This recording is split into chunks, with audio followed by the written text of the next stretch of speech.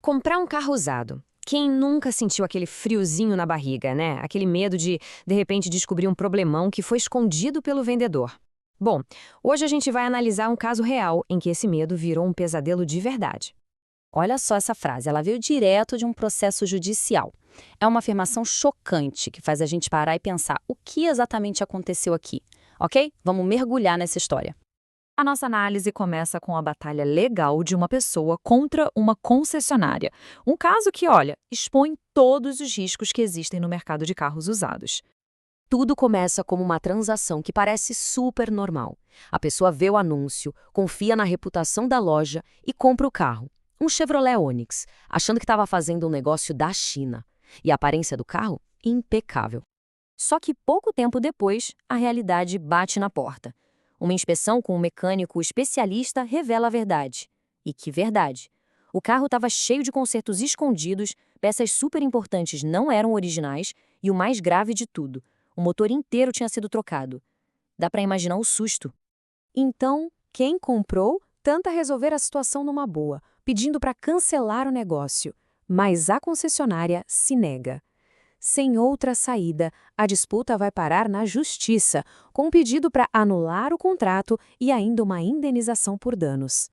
Agora fica a pergunta: será que esse foi um caso isolado, um azar danado? Vamos dar uma olhada em relatos de outros proprietários e mecânicos para ver se existe um padrão.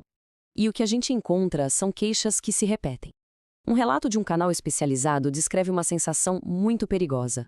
Um freio borrachudo, que não responde como deveria, sabe? Você precisa pisar cada vez mais fundo. Tenso.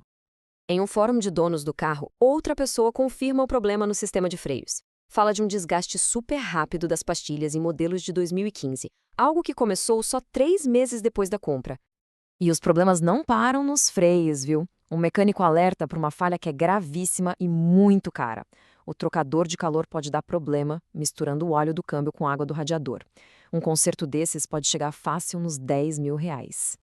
E aqui, olha só, uma dica valiosa de um especialista para diagnosticar problema de transmissão. Se todas as marchas estão falhando, o problema pode ser no atuador.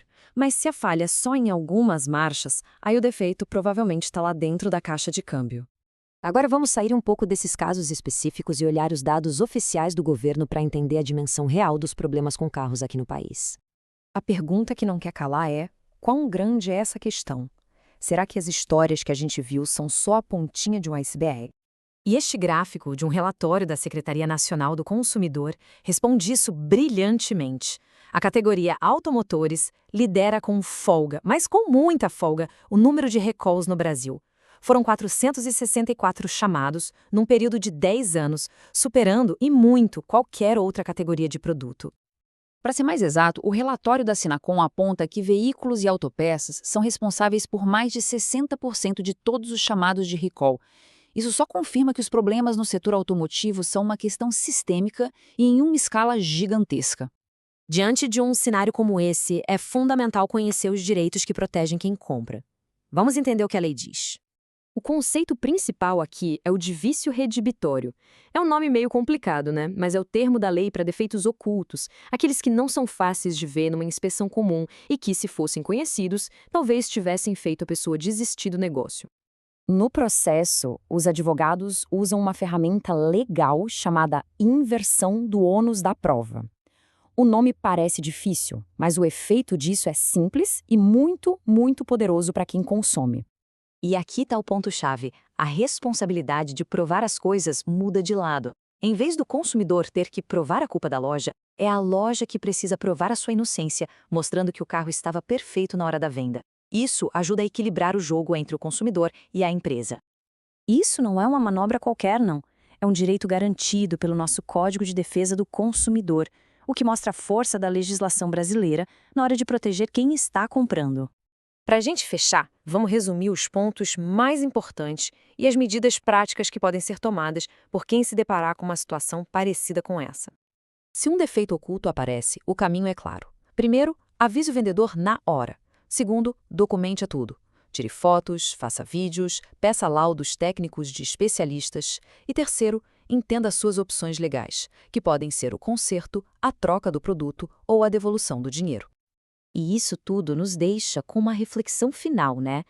De quem é a responsabilidade principal? É de quem compra, que precisa investigar cada detalhe? Ou é de quem vende, que tem o dever de ser transparente e honesto? É uma pergunta que fica no centro de toda a relação de consumo.